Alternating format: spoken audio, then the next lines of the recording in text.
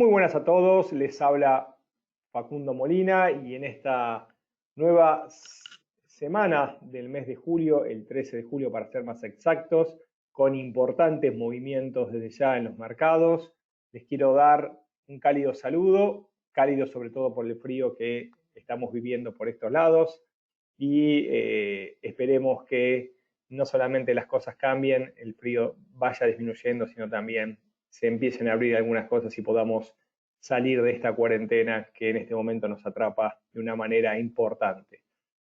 Para los que no me conocen, mi nombre es Facundo Molina, resido en Buenos Aires, Argentina. Comencé en el mundo del trading después de la gran crisis que vivimos en nuestro país en el 2001. Empecé a descubrir las plataformas, la posibilidad de que con un capital uno puede tomar decisiones en diferentes tipos de activos.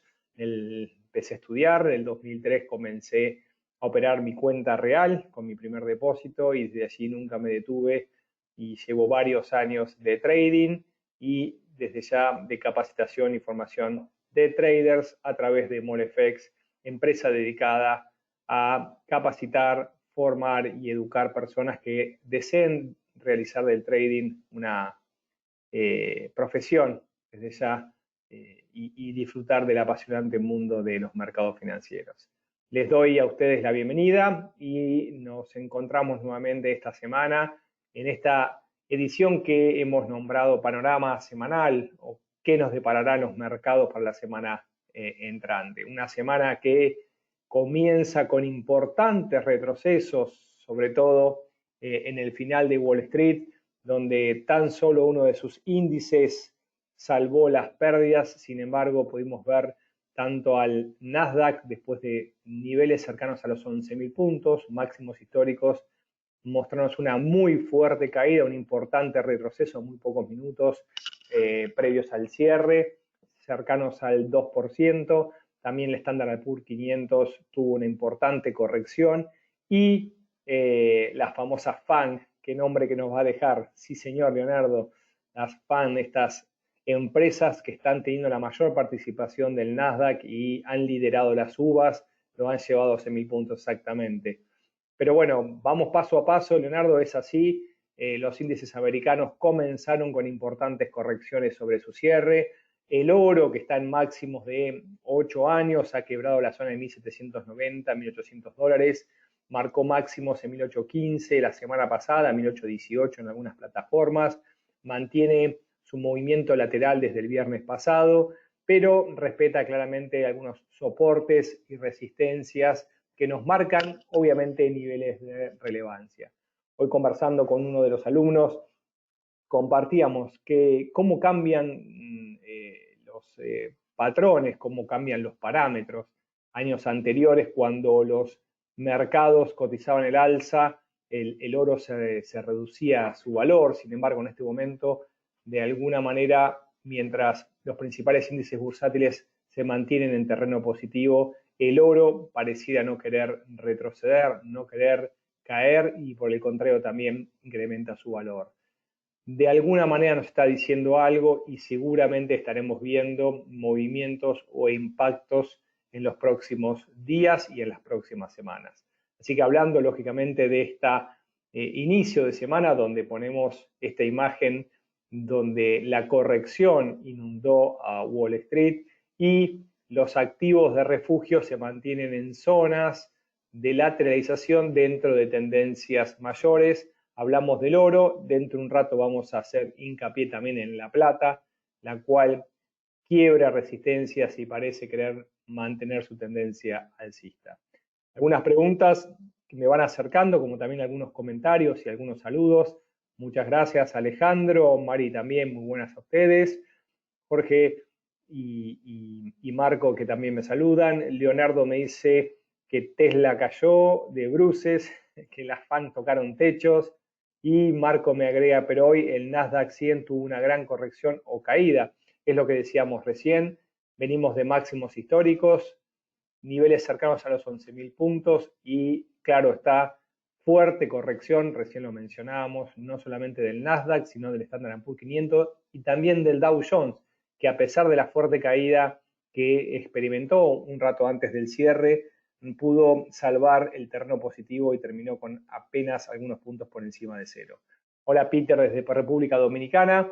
Vamos a avanzar luego de este compendio de lo que ha pasado en los mercados en el día de hoy en el calendario económico, hora Nueva York, para aquellos que me suelen preguntar, que tendremos de acá en adelante en una semana que no tendremos un poco de todo, no nos adelantemos.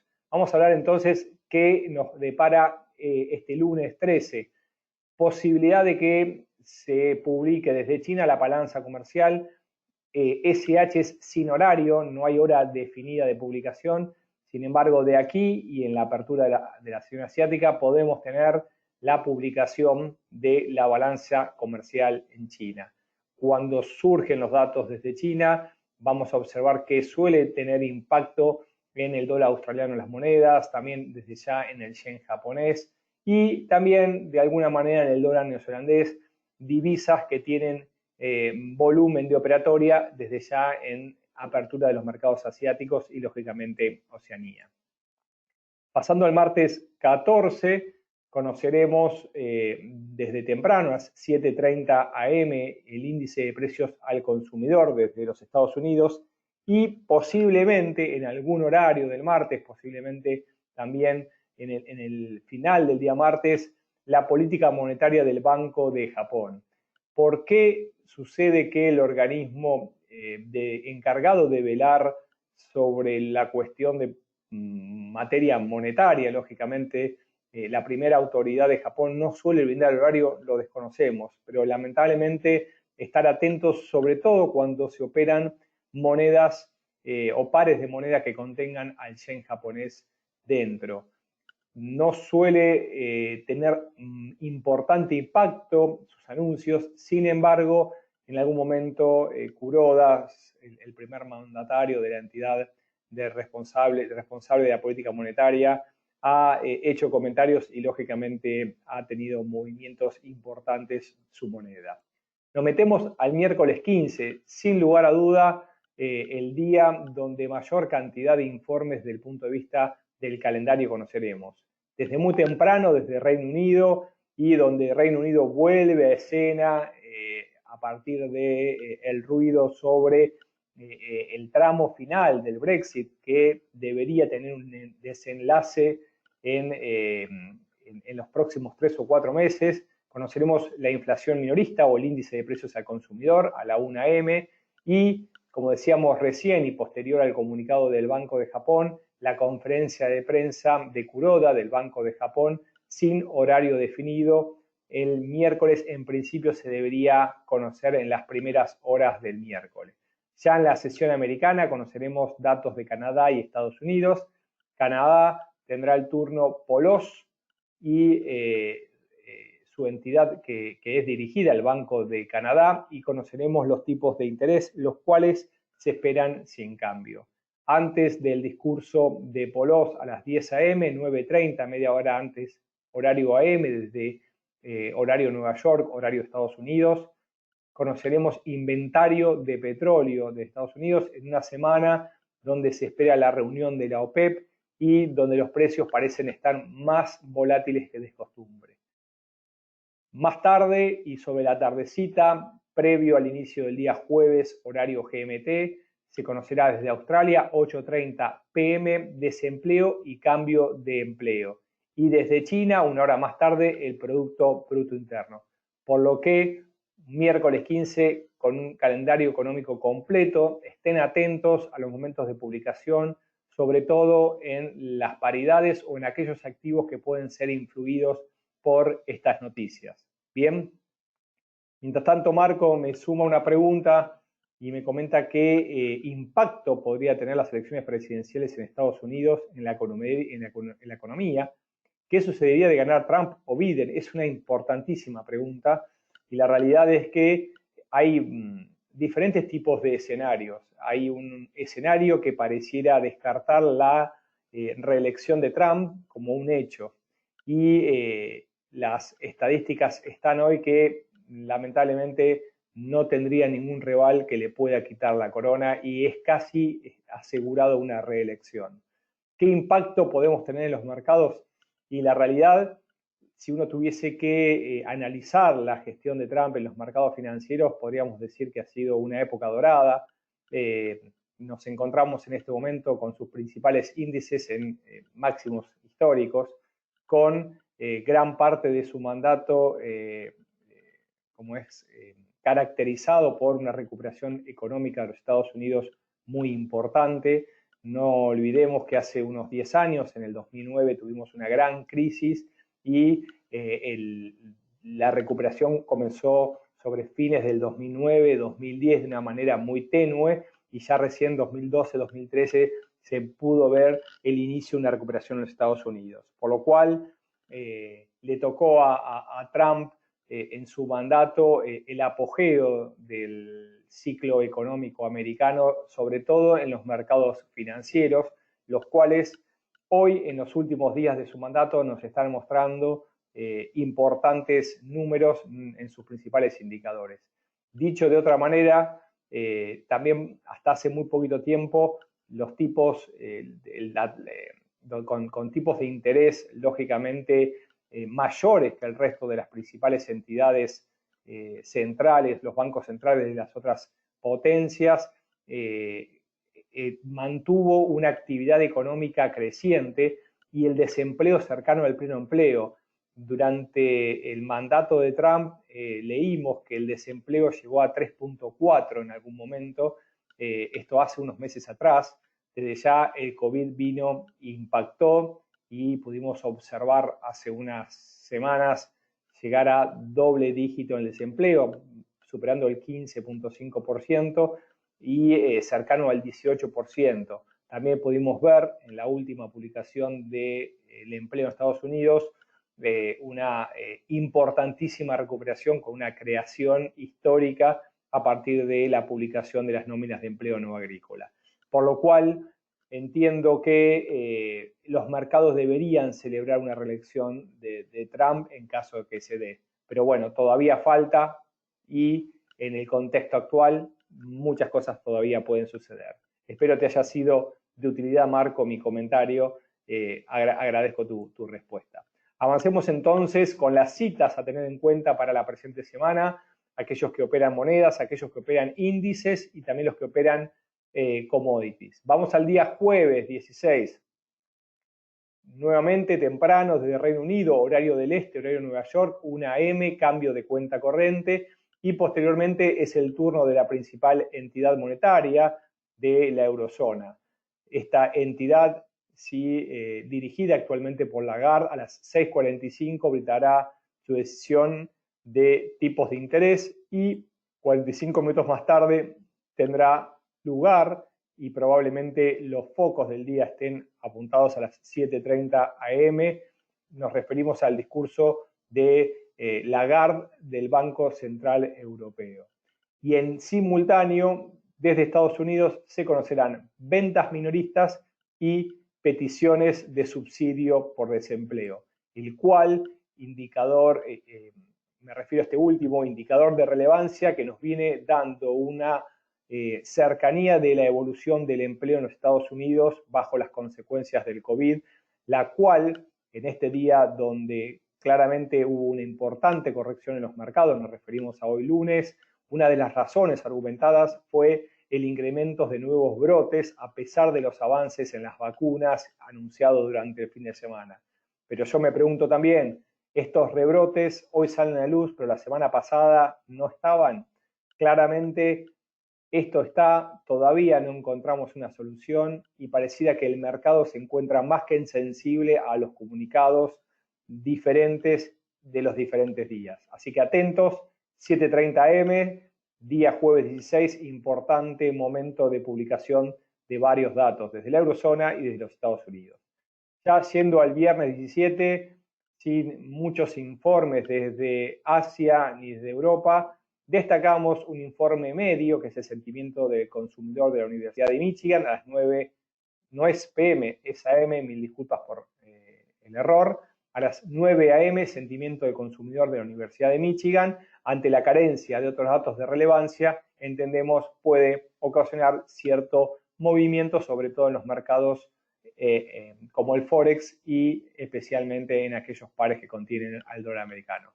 Dudas, preguntas y comentarios, mientras de fondo podemos ver la importante reacción que tuvo hoy el Nasdaq 100 sobre el cierre de mercado con una muy fuerte caída experimentado, anticipando a los análisis que vamos a hacer en tiempo real.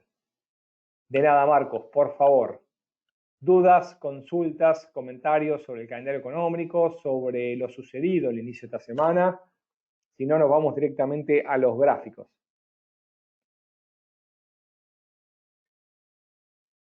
Bien, Jorge me acerca algunos comentarios. ¿Existe una gran diferencia entre operar antes de la pandemia? Noto que inicié hace muy poco y que de un momento a otro el mercado cambia mucho con las noticias. Ciertamente, Jorge, el mercado cambia, no dudo que va a seguir cambiando y sobre todo a los que entendemos que el mercado, nos referimos claramente al precio en el tiempo, depende de una mancomunada cantidad de personas que manifiestan sus decisiones a través del precio. Esto es así. Y claramente en el año 2000 nos encontramos con una realidad. Entre el 2006 y 2009 fue un excelente momento de mercado. 2008 no sabíamos qué podía llegar a suceder y sucedió.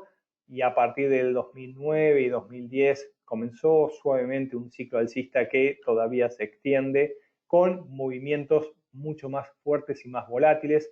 Aquellos que estudian la teoría de Elliott están de alguna manera haciendo sus análisis y basando sus posiciones en el final de un ciclo alcista y en sus correcciones a partir de los movimientos volátiles que se están produciendo.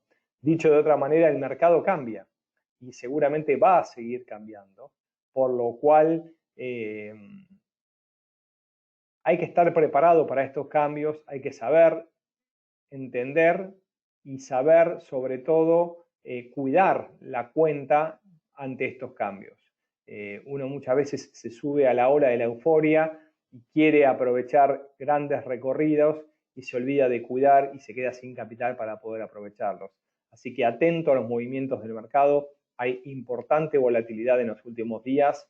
Hay noticias de todos lados que están afectando de manera cuantiosa, de cuantía diferente, quiero decir, los mercados, por lo cual hay datos que deberían generar impacto muy importante y no lo hacen, y hay otras noticias más leves que sin embargo nos muestran duros daños o duros impactos a los mercados. ¿Duros por qué? Porque son inesperados. Estos duros implica quizás extensiones de recorridos alcistas inesperados, como también fuertes caídas en momentos inesperados, como probablemente a muchos asombró el recorrido final en el cierre de mercado, luego de arrancar al alza, sobre todo los índices bursátiles americanos. Bien, vamos un poco a los gráficos. Excelente. ¿Están todos despiertos? ¿Vale decir sí, no, más o menos, me dormí?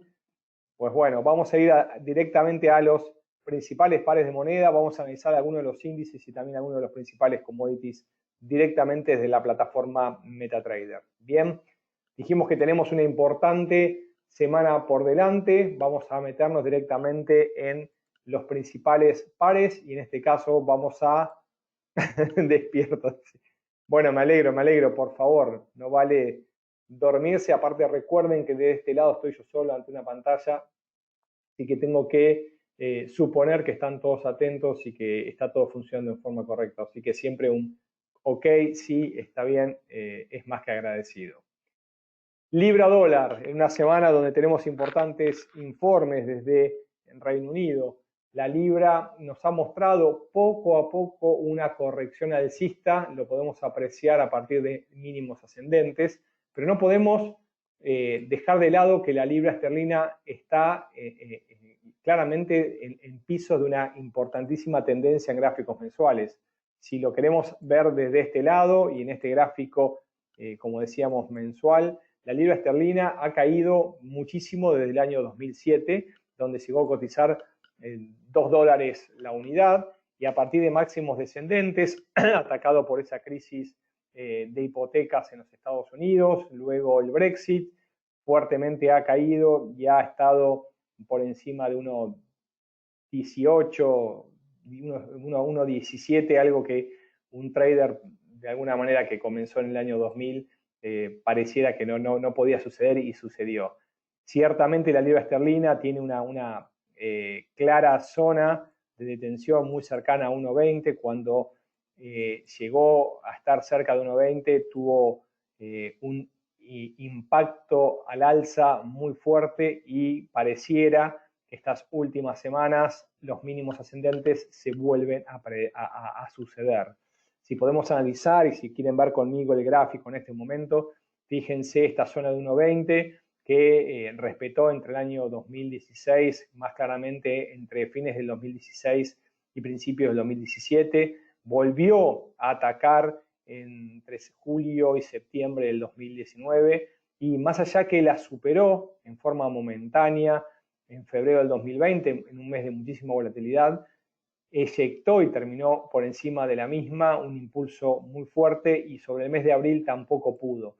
Por lo cual, la zona de 1,20, 1,2020, 1,2030 es una fuertísima zona de soporte que nuevamente volvió a ofrecer fuerza de impulso, de rechazo en estos últimos meses. Yendo a gráficos semanales, podemos apreciar desde allí un movimiento claramente lateral, pero fíjense que se empiezan a suceder ciertos mínimos ascendentes y pareciera que la libra quisiera ir hasta la zona de 1,2730, 1,28. Más allá de la corrección que observamos en el inicio de esta nueva semana, la tendencia en dirección alcista en gráficos menores se mantiene y pareciera que la corrección se va a prolongar. ¿Cuáles son las zonas que debemos considerar? Bueno, en primer lugar, y fíjense que el mercado tiene memoria, así lo decía Charles Dow, la zona de 1,2630, 1,2650. Fíjense en las últimas jornadas diarias la cantidad de veces que la libra esterlina intentó superar esta zona de máximos y todavía no pudo hacerlo. Y sobre todo en los últimos 3 o 4 días, fíjense que en la jornada de hoy y las jornadas del cierre de la semana pasada, 1,2650, 2660 fue buscada en 2 o 3 oportunidades sin poder quebrar al alza, por lo cual solo el quiebre de 1,2650 nos mostrará un movimiento hasta la zona de 1,28.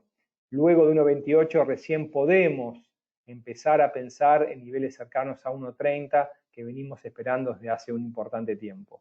Del lado de los mínimos o del lado de los soportes, claramente esta línea directriz de mínimos ascendentes nos marca una zona de soporte que mantiene nuestra dirección alcista entre 1,2390 y 1,24. Voy de costado leyendo algunos comentarios, algunas preguntas antes de atacar a algunos de los otros pares. Acá Marco me pregunta, ¿por qué el dólar siempre pierde movimiento en varios pares? A ver, primero Marco, la palabra siempre yo la quito, sobre todo del análisis técnico. En realidad hablamos de mercados con incertidumbre, con probabilidades asociadas. Y si tenemos que hablar, en este caso del dólar, recordemos que el dólar es la moneda base de cotización en el mercado Forex, no solamente para los majors, sino también para los pares cruzados que tienen al dólar como referencia. Por lo cual, en ciertos momentos hay fortalecimientos o debilidades de una moneda que cotiza frente al dólar y en otros momentos el que está teniendo una fortaleza o una debilidad es el dólar. Por lo cual, cuando uno analiza un par de monedas, tiene que analizar el comportamiento individual de cada moneda antes de realizar el comportamiento entre las dos. ¿Sí? Dicho esto, ya lo vamos a ir viendo, puede ser que haya habido un movimiento del dólar en el mercado general, como por ejemplo un fortalecimiento en el día de hoy, pero ahora vamos a ver. Por lo pronto, ante la libra esterlina está mostrando debilidad y la zona de 26.50 es la zona clave antes de avanzar hasta 1.2810, que es lo que nosotros estamos esperando en caso de vulneración del nivel previo. Aquí me dice Jorge, algunos esperan un retroceso para el mercado, otros esperan el rompimiento del último máximo. ¿Qué diferencia hay y cuál es el más recomendable? No sé sobre qué recorrido en particular estás haciendo referencia, Jorge. Sí quiero decirte que cuando uno está analizando algún instrumento, algún activo, en este caso un par de monedas, toma zonas de referencia. Y ciertamente el mercado mueve con idas y vueltas. Si ustedes tienen presente, entre 68.000 y 70.000 veces se mueve un par de monedas en promedio diario. O sea, no está quieto ni sube, va y viene, quiebra, se mueve en forma fractal. Por lo cual, muchas veces uno ve un movimiento direccional y tiende a subirse y muchas veces queda enganchado, como decimos nosotros, en zona de máximos si el movimiento es alcista. Por lo cual, si el movimiento está claramente al alza, es recomendable y es preferible esperar una corrección para poder subirse a ese movimiento de tendencia. En este caso, si lo estamos viendo claramente en gráficos diarios, la tendencia no es clara. Fíjense que ha subido, ha bajado, ha subido. ¿Sí? Tenemos una directriz de máximos descendentes por acá, que no está marcada, y si yo me voy a gráficos semanales, la línea de tendencia a la baja, la línea de velocidad, aquí en color amarillo está muy por encima. Después de una importante caída, todavía se mantienen movimientos de ida y vuelta en forma lateral. No hay una tendencia clara por debajo de gráficos diarios. Estamos viendo una subtendencia dentro de las últimas horas ascendentes de la libra esterlina o de una debilidad del dólar frente a la libra esterlina. Por lo cual, ¿qué es recomendable? Y la realidad es que la definición va a pasar a partir del tiempo. Y el tiempo no lo manejamos ni tú y yo. Entonces, esa madurez de movimiento indicaría que yo debería analizar las zonas de entrada. En este caso, yo tomaría el quiebre tras 3 intentos por encima de 26.50, por encima de 26.60, 26.65 me pondría al alza. En caso de una corrección, está entrando en zona de tensión. Desde 1.2530 le sigue posteriormente 1.2490, ¿sí? Que son las zonas y un poquito más por abajo 24.40. Esos serían los niveles de soporte previos. Cuando uno toma decisiones dependiendo de la cantidad de tiempo que va a quedar dentro del mercado y por otro lado del límite de pérdida que va a asumir en caso, lógicamente, de que la operación vaya en sentido contrario. Dije muchas cosas, que trato de ser un poco más conciso, pero me devuelves cualquier comentario.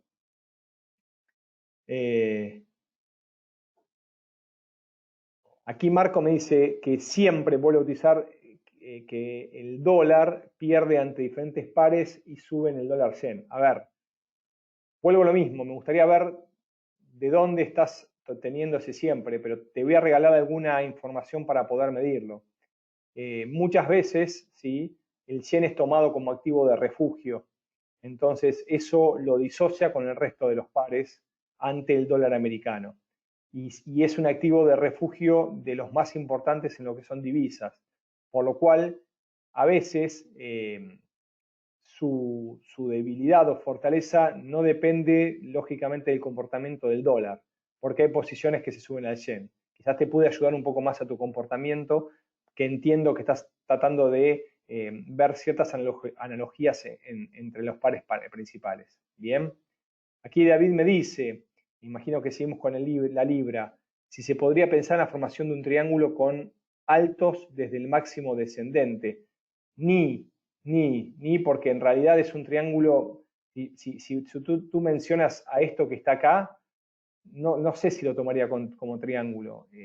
La realidad es que no, fíjate de esta manera, no hay un triángulo. Acá hay una línea de máximos descendentes, pero la verdad es que cuando uno empieza a darle a los triángulos o a los patrones chartistas ciertas formaciones deformadas y en realidad no terminan siendo. Cuando vemos triángulos son claros y simples y con movimientos de alguna manera más homogéneos.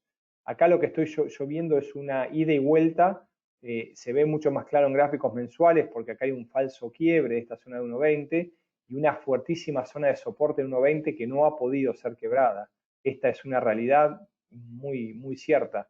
Si uno ve, uno puede trazar aquí claramente en 1.20 una barrera enorme, ¿sí? y si puede quebrar la zona de 1.28, la siguiente barrera enorme la va a ver un poco más arriba, ¿sí? La va a ver cercano a 1.33. Fíjense la cantidad de niveles de máximos que formó en semana entre 1.3270 y 1.33.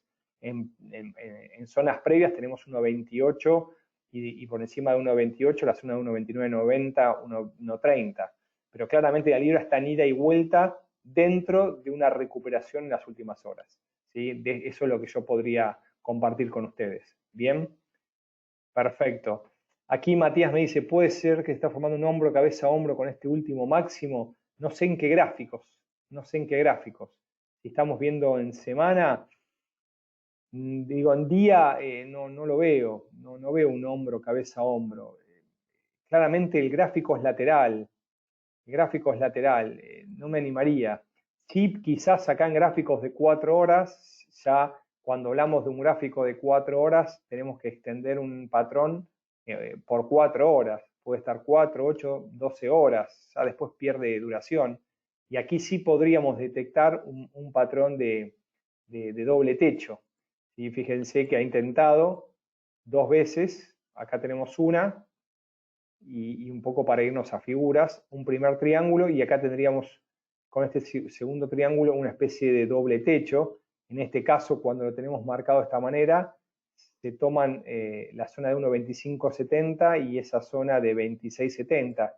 Podría, en caso de no volver a superar la zona de 2575, 2590, una caída de unos 100 puntos hasta 2470. Este podría ser una especie de doble techo que me argumentaría un posible movimiento bajista. Pero no estoy viendo un patrón de hombro, cabeza, hombro. No lo veo aquí por lo menos. ¿Sí? Bien, vamos a ver los pares principales. Son varios de ustedes que operan monedas y seguramente no solamente estuvieron siguiendo en el último tiempo el comportamiento de la libra, sino del euro dólar. Un euro dólar que ha tocado la fuerte zona, fíjense si el mercado tiene memoria, de 1.1370, lo tocó la semana pasada, lo vuelve a tocar a inicio de esta semana, no puede continuar y cede. Fíjense que Charles Down nos regalaba el principio de que el mercado tiene memoria y por qué vuelve a parar en los máximos de la semana pasada y ceder posiciones. Claramente nos encontramos con un euro dólar que está en movimiento lateral, con zonas muy claras, respetándolas y pareciera todavía no querer superarlas. 1.1370, fuertísimo nivel que tenemos marcado de resistencia. Nuestra zona de soporte va a estar en 1.1260. Esos son los niveles que nosotros entendemos a considerar. Desde el nivel actual es probable que haga un nuevo intento. Los mínimos ascendentes están marcando que el dólar también se está debilitando en este sentido y el euro está tomando fuerza. Solamente por encima de 1.1370, 1380 nos animamos a hablar de un escenario cercano a 1.15, siempre y cuando se mantenga por encima de 1.1260. Bien, excelente. Ese es nuestro pantallazo respecto al euro dólar. Hablamos de la libra dólar y nos metemos de lleno directamente en el yen. El yen que hemos visto y visualizado muchísimo en los últimos días y vamos a tratar de responderle, algunos recién hablaban del yen, con el comportamiento actual. Si yo les tengo que preguntar a ustedes, por favor anímense con alguna respuesta. ¿Cómo se encuentra el yen en gráficos, si quieren decirlos, diarios? ¿Sí? Pero me vuelvo a cada semana. Fíjense, gráficos semanales del dólar yen. ¿Cómo está? Gracias, Gregorio, por tu respuesta. Me la guardo para escuchar. Leonardo me habla de bajista, Gregorio lateral, bajista, tendencia bajista, bajista, bien, perfecto. Depende el tiempo, y eso es lo que ustedes tienen que responderme. Cuando alguien le pregunta a ustedes en qué tendencia está determinado activo, lo que tienen que responder ustedes en qué temporalidad. ¿Y por qué les digo esto? Fíjense lo que está pasando acá. Lógicamente allá arriba yo les pongo una línea amarilla que hizo, trajo al dólar yen, fortaleciéndose el yen y debilitándose el dólar desde el 2014. Pero del 2010 al 2014 hubo un movimiento alcista. Entonces, claramente, ¿sí? Está lateral, está dentro, si tuvimos este movimiento alcista, acá sí podríamos trazar una especie de triángulo simétrico. Estamos hablando de gráficos mensuales, por lo cual depende de dónde iniciemos para trazar. Pero si miro acá también, hay máximos y hay mínimos y hay idas y vueltas. No hay una clara tendencia del dólar yen. Vamos a semanas. Sube, baja y cada vez más achica sus movimientos. Posiblemente en algún momento nos quiebre estas zonas, que en este momento en 110.30, 110.40 tenemos la zona de resistencia y un poquito más cercana al precio actual en 106.30, 106.20 tenemos la zona de soporte. Si vamos a gráficos diarios, se mantiene el movimiento de ida y vuelta. Uno podría decir que mientras que no quiebre 106.30 debería subir, y mientras que no quiebre 110.30 al alza debería bajar. Entonces podría posicionarse en forma lateral y la realidad es que mantuvo lateralidad desde los últimos meses, más amplia, más acotada, las zonas están fijadas. Si no hay ninguna noticia que alarme desde el Banco de Japón, desde el Banco de Japón que tiene reunión en los próximos días, en principio no hay nada que me indique que esto termine me refiero al movimiento en rango. Pero lo importante que el análisis técnico nos marca las zonas. 106.30, 110.30. Tenemos 400 pips que se va achicando cada vez más en esta especie de triángulo. Lógicamente, en gráficos menores tengo zonas de parada intermedia, las cuales me pueden ayudar a desarrollar mi trading si lo uso con figuras, si lo uso con indicadores. Pero si yo tengo que hablar de cuál es la situación del yen, el yen está en forma lateral. Bien, avancemos con los mayors, que hace rato me pedían que analicemos y lo dejaba un poco de lado. Franco suizo, ¿sí? ¿Alguna noción de qué pasa con el franco suizo en gráficos mensuales? ¿Cómo ven el gráfico del dólar franco suizo en gráficos mensuales? Se los muestro y se los dejo respecto del 2000, quiero decirle, bueno, a partir de la fuerte caída que estuvo hasta el año 2010, claramente acá tenemos un par con una moneda recontraintervenida, podríamos decirle.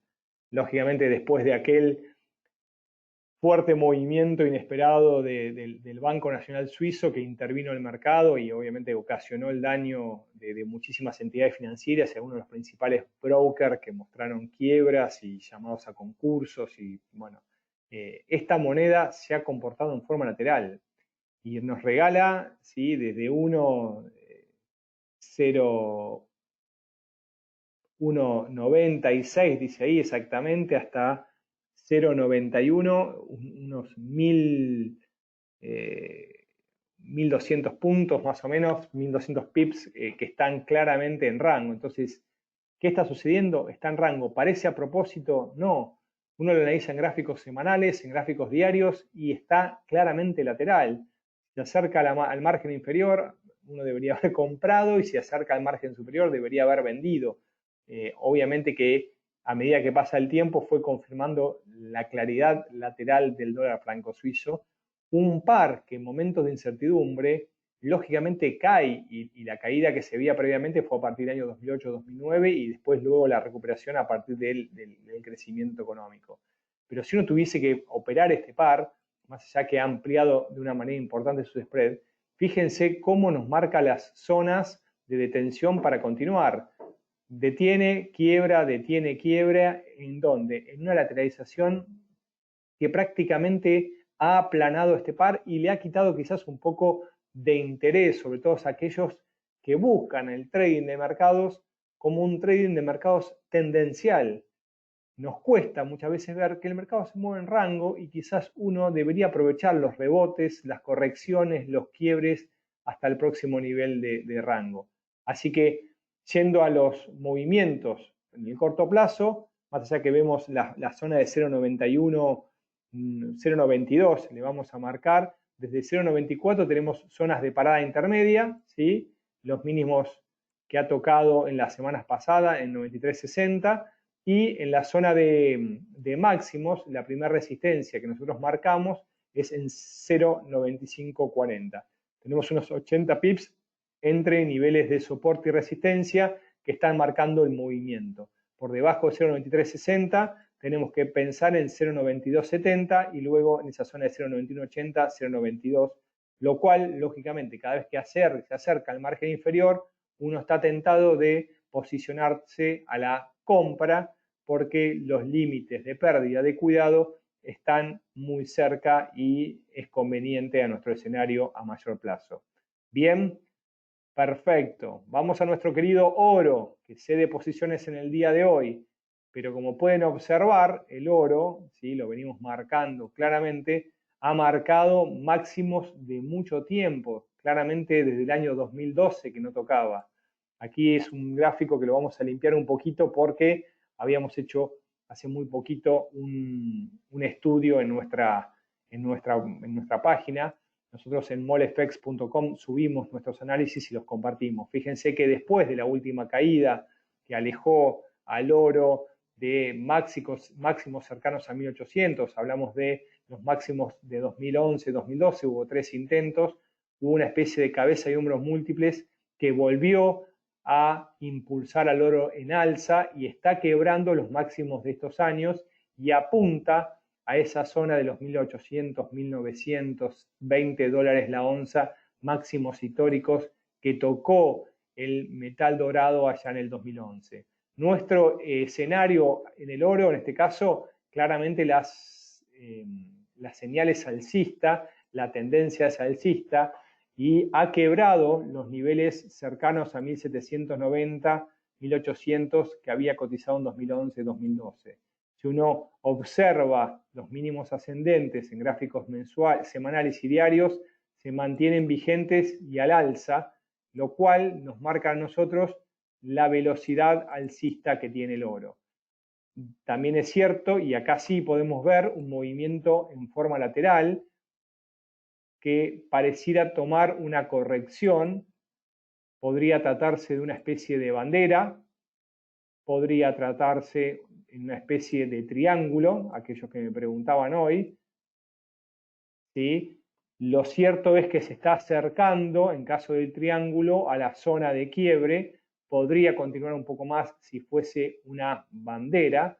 Este movimiento de ida y vuelta, lo que nos marca a nosotros las zonas de trading. Por encima de 1812, 1813, deberíamos ir a 1825, 1830 como zona de parada. Si uno quiere esperar una corrección, un retroceso, si es un triángulo, la zona de 1797, 98 debería ser el margen inferior. O por el contrario, esperar una corrección mayor hasta la zona de 1788, 1790, donde estaría la base de esta bandera y donde también estaría una zona importante de máximos y mínimos previos en gráficos de 4 horas y día. Mientras no me quiebre la zona de 1780, mantenemos la tendencia alcista en el oro. Vuelvo a las preguntas, que son varias, bienvenidas. Aquí Jair me dice, ¿los picos más altos o picos más bajos sirven como referencia de rebotes? Los picos son zonas de referencia y de memoria del mercado. ¿Por qué? Porque son niveles donde el precio se ha detenido. Cuanto más picos se detenga en una zona, lógicamente hay una referencia histórica y probablemente de mayor validez. Aquí José me pregunta también, ¿se puede observar una divergencia en el oro? Sí, depende del gráfico. Atento con las divergencias. Dimos una clase hace muy poquito, la semana pasada, y los invito a ustedes que la visiten en el canal. Las divergencias nos indican, nos anticipan un posible cambio, pero también existen las falsas divergencias, que lo que marcan es una corrección y una continuación en la tendencia actual. Mencionábamos en ese webinar que las divergencias regulares son menos ocasionales y en principio no son una señal de trading. La divergencia no me está diciendo vender. La falsa divergencia sí me está diciendo comprar. Accedan al canal de YouTube en MolFX, los estará esperando el webinario. Aquí Cristian me dice que opera con el Dow Jones. ¿Cuál es tu opinión? Y yo estoy muy cauto con el Dow Jones, muy cauto. Y más allá de la corrección posible del día de hoy, todavía no tengo señales claras de cambio de tendencia. Ahora vamos a ver si podemos avanzar y ver los índices también. Aquí Fernando me pregunta, no sé mucho, si lo podría ayudar. Envíame un correo, Fernando, si entendí tu pregunta, info@molefex.com y me dices de qué manera te podemos ayudar. Si es con alguna información de introducción, nosotros contamos con un tutorial y la ponemos a disposición siempre en los webinarios para todos aquellos que la requieran. Si es con algún seminario o algún curso, obviamente dependiendo de tu objetivo. Más preguntas. Me dice, estos son los puntos los cuales rompe, se puede entrar. Estas son las zonas de referencia, Marco. Estas son las zonas de referencia. Tus entradas deberían estar de alguna manera obtenidas de tu sistema. En este caso, una jornada de corrección debería esperar la señal que me indique comprar. Tengo las zonas donde yo creo que debería detener el precio y volver a subir. Y si la quiebra, debería buscar la siguiente zona. Eso es lo que nosotros tratamos de hacer desde el punto de vista del chartismo, tratar de marcar las zonas de entrada. Sigo con las preguntas. La noticia de esta semana de los inventarios de petróleo, ¿podría influir en el precio del oro? Sí, hay una relación oro-petróleo, sí, es cierto, no directa, y eso lo hace no tan válida. No, a ver, no debería tener incidencia importancia. Ciertamente el petróleo está viviendo otro momento, y de hecho esta semana tenemos una reunión de la OPEP+, que considera a Rusia.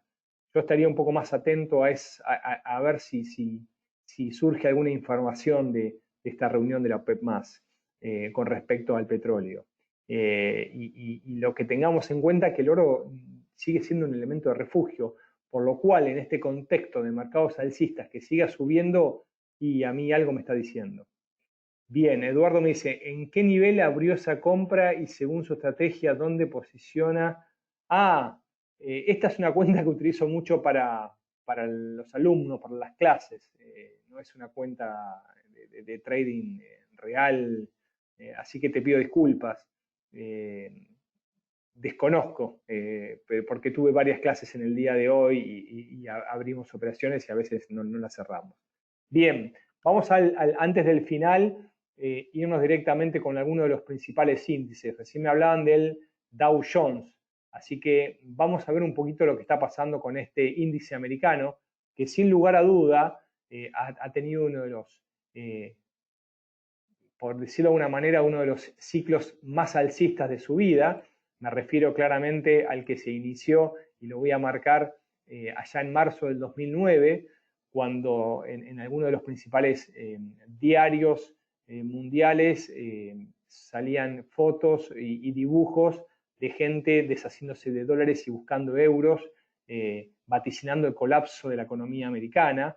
Sin embargo, luego de esa crisis 2008-2009 y de su banco estandarte, el Citibank, cotizar sus acciones por debajo de $1, empezó la recuperación americana, esta recuperación lógicamente que tuvo en su parte final a Trump como presidente, y llegó a marcar un Dow Jones muy cerca de los 30.000 puntos, ¿no? Acá lo vemos con el contrato por diferencia de la plataforma de XM, y desde allí una muy fuerte corrección,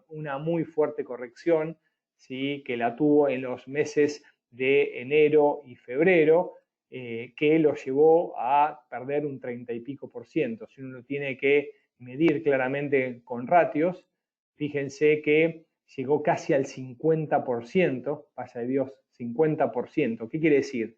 Que lo que subió en 10 años lo perdió en 2 meses. Esto fue tremendo. Sin embargo, obviamente la recuperación llegó, la Reserva Federal y el presidente de Estados Unidos pusieron manos en el mercado y mostró una recuperación que se observa hasta la actualidad. Sin embargo, fíjense desde el punto de vista gráfico el tamaño de estas velas. Estamos a mediados de julio y arrancó una recuperación en el mes de abril muy fuerte, en marzo menor, en el mes pasado, ¿sí? En el mes pasado de junio, fue muy acotada, tuvo un importante retroceso, una importante caída, una vela que de alguna manera nos hace dudar el sentimiento alcista, ¿sí? Fíjense este tamaño de vela en el mes de junio, y más allá que julio arranca el movimiento alcista, fíjense con qué zona se va a encontrar, la zona de 26.900, un nivel que me ha regalado niveles de máximos anteriores en varios meses y la cual reviste en este momento como la principal zona de resistencia. Si lo queremos llevar a gráficos menores, ya tuvo un primer intento y acá entra en agotamiento. Comenzó la semana al alza, en este momento revirtió, está por debajo del precio de apertura y, como vuelvo a decir lo mismo, pierde momento alcista. ¿Qué significa todo esto? ¿Me está diciendo Facundo que hay que vender? No, simplemente que hay que tener en consideración las zonas donde uno dice me equivoqué o estoy en el lado equivocado. ¿Qué quiere decir con esto? Por encima de los 26.900 y si quieren marcarse una segunda zona, los máximos anteriores en 27.600, quiero decir que yo estaba equivocado. Y si el Dow Jones pierde los niveles cercanos a los 24.900, podríamos ver una corrección mucho más importante que lo lleve a niveles cercanos a 22.900 puntos. ¿Ok? Entonces, para hablar en un mismo idioma, hoy, en este momento, este índice americano está lateral luego de perder velocidad alcista. Todavía mantiene una tendencia alcista mayor, pero el no volver a quebrar niveles máximos anteriores nos está mostrando debilidad. Para ver desde el punto de vista gráfico, fíjense la vela diaria que cierra el día de hoy rechazando máximos y cerrando muy cerca de mínimos. Esto es una vela de reversión, por lo cual nos podría anticipar el día de mañana, como también el día miércoles, correcciones teniendo en cuenta un movimiento cercano hasta los 24.950. ¿Bien? Perfecto. ¿Cómo se opera acciones? Me pregunta, es decir, Google, Apple, cosas así. Me pregunta Marco, que está sin conexión y lamentablemente se va a quedar sin mi respuesta.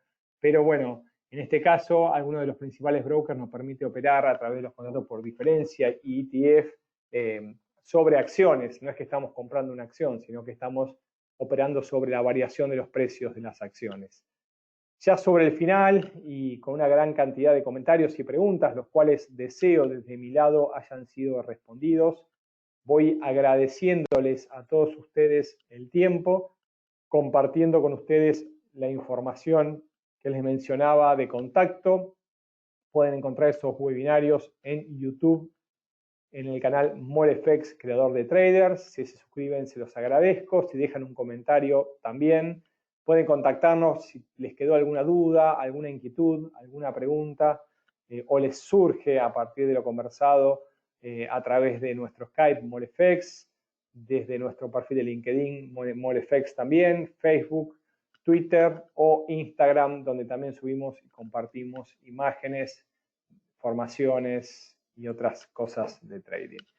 Desde ya voy agradeciendo, les voy brindando un cálido saludo y lo mejor en esta nueva semana de trading.